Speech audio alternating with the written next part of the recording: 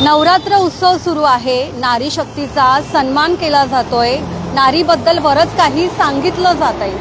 देवीची पूजा अर्चना केली जाते। महिलांबद्दल आदर कसा ठेवला गेला पाहिजे असे सामाजिक संदेश जो आहे तो नवरात्र उत्सवाच्या माध्यमातून दिला जातोय।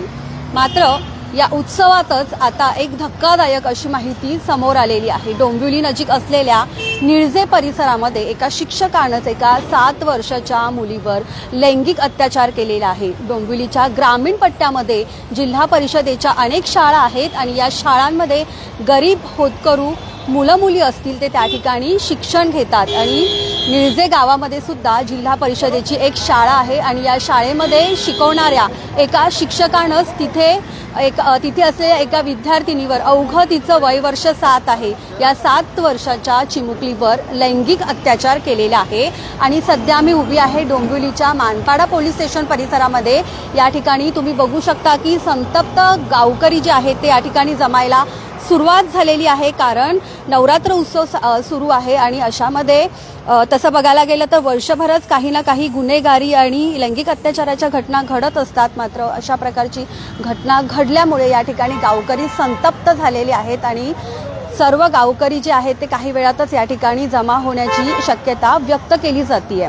खरं तर निळजे हा एक ग्रामीण पट्टा मानला जातोय, पण समोर जर बघितलं तर संतप्त झालेले गावकरी या ठिकाणी पोलीस स्टेशनच्या बाहेर जे आहे ते उभे राहिलेले आहेत आणि आतमध्ये जो आरोपी शिक्षक आहे त्याला सुद्धा पोलिसांनी या ठिकाणी आणलेलं आहे। त्याचप्रमाणे ज्या चिमुकलीवर अत्याचार झालेला आहे तिचे पालक सुद्धा आतमध्ये बसलेले आहे आणि शिक्षकाची सध्या या ठिकाणी चौकशी सुरू आहे। गुन्हा दाखल करण्याची प्रक्रिया जी आहे ती या ठिकाणी सुरू करण्यात आलेली आहे। जे प्रेक्षक आपल्याला आता जॉईन झालेले आहेत त्यांच्यासाठी मी पुन्हा एकदा सांगते की डोंबिवली नजीक असलेल्या निळजे या परिसरामध्ये जिल्हा परिषदेची एक शाळा आहे आणि या शाळेमध्ये शिकवणाऱ्या एका शिक्षकानं 7 वर्षांच्या मुलीवर जो आहे तो लैंगिक अत्याचार केलेला आहे। आणि धक्कादायक बाब म्हणजे याच शिक्षकाच्या विरोधात 2019ला निळजेमधली जी शिक्षण समिती होती या समितीने तक्रार केलेली होती। 2019चं जे लेटर आहे ते सुद्धा लोकमतच्या हाती लागलेलं आहे।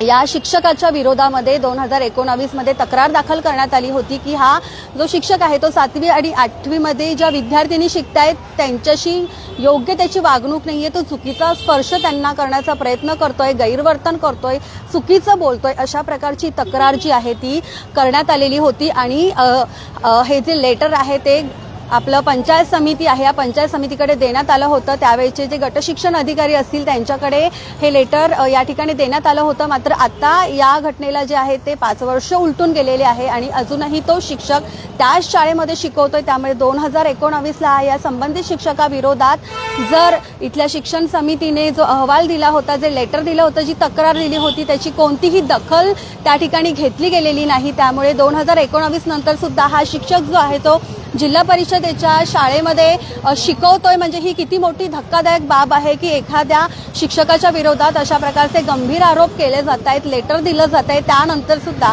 4 ते 5 वर्ष हा शिक्षक त्याच शाळेमध्ये शिकवतोय। आणि या लेटरमध्ये जर तुम्ही बघितलं तर स्पष्टपणे मी ते लेटर माझ्याजवळ आहे, स्पष्टपणे उल्लेख करण्यात आला होता की या शिक्षकावर लवकरात लवकर कारवाई करण्यात यावी जेणेकरून भविष्यामध्ये होणारी जी दुर्घटना आहे ती टाळता येईल। मात्र कोणतीही कारवाई करण्यात आलेली नाही, त्यामुळे जे व्हायचं तेच झालं।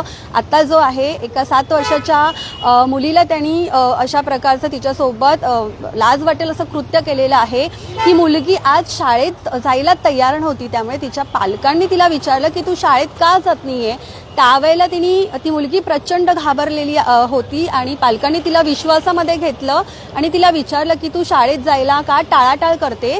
त्यावेळेला ह्या मुलीने सांगितलं की माझी लघवीची जागा आहे ती दुखते। त्यामुळे पालकांना हे ऐकून खूप धक्का बसला। आपण जर बघितलं तर बदलापूरमध्ये सुद्धा असंच काहीसा प्रकार जो आहे तो घडला होता आणि त्यानंतर पालकांनी त्या मुलीशी जास्तीत जास्त संवाद साधत विचारलं आणि त्यावेळेला तिने खैरना नावाचं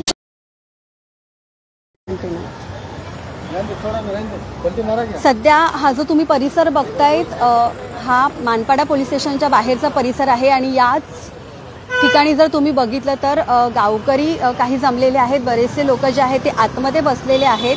मुलगी सुद्धा या ठिकाणी हजर झालेली आहे आणि नराधाम शिक्षकाला सुद्धा या ठिकाणी जे आहे ते आणण्यात आलेलं आहे।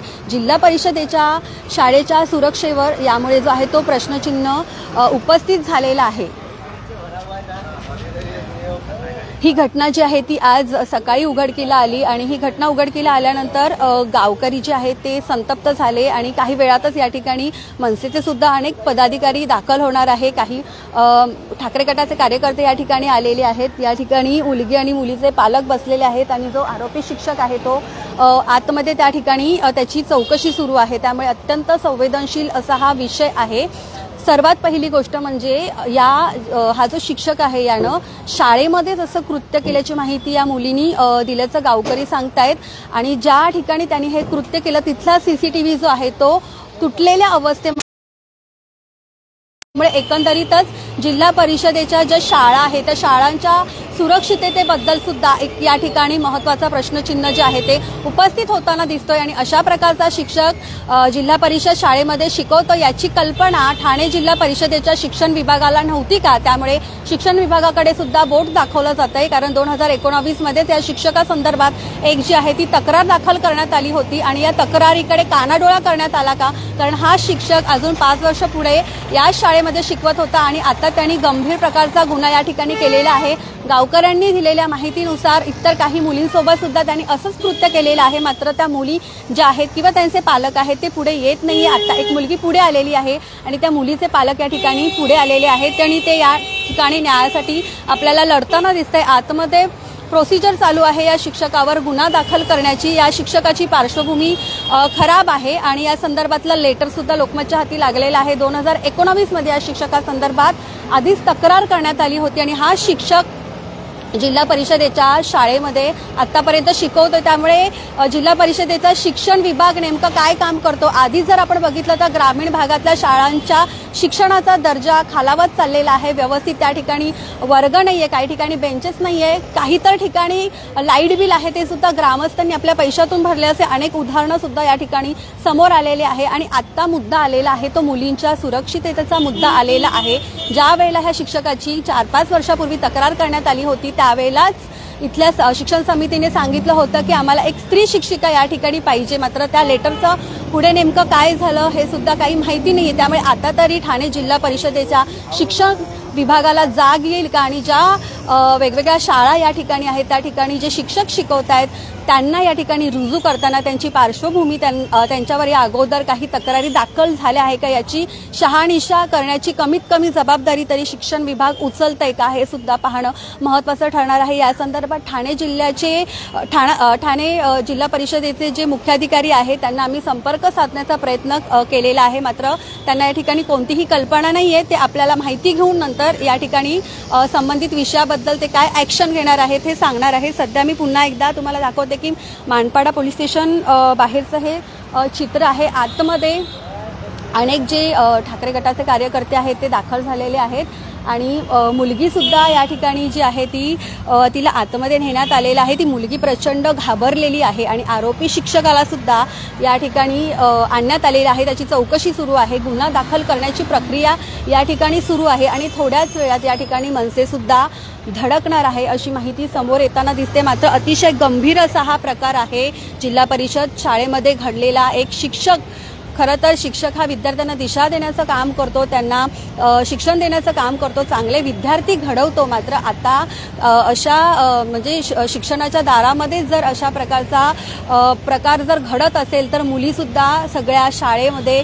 जायला घाबरू शकतात आणि ही मुलगी सुद्धा आज शाळेमध्ये जायला घाबरत होती। तिच्यासोबतच्या मैत्रिणींमध्ये सुद्धा सध्या भीतीचं वातावरण जे आहे ते निर्माण झालेलं आहे। त्यामुळे आता नेमकं FIR मध्ये कोणकोणते कलम या शिक्षकावर लावले जातात, हा शिक्षक अजून आतमध्येच बसलेला आहे, कोणते कलम लावले जातात आणि विशेषतः ठाणे जिल्हा परिषदेकडून याची काही माहिती येते का? या शिक्षकाबद्दल काही खुलासा ठाणे जिल्हा परिषदेकडून करण्यात येतो का? ते सुद्धा पाहणं महत्त्वाचं ठरणार आहे। मयुरी चव्हाण, कल्याण डोंबिवली।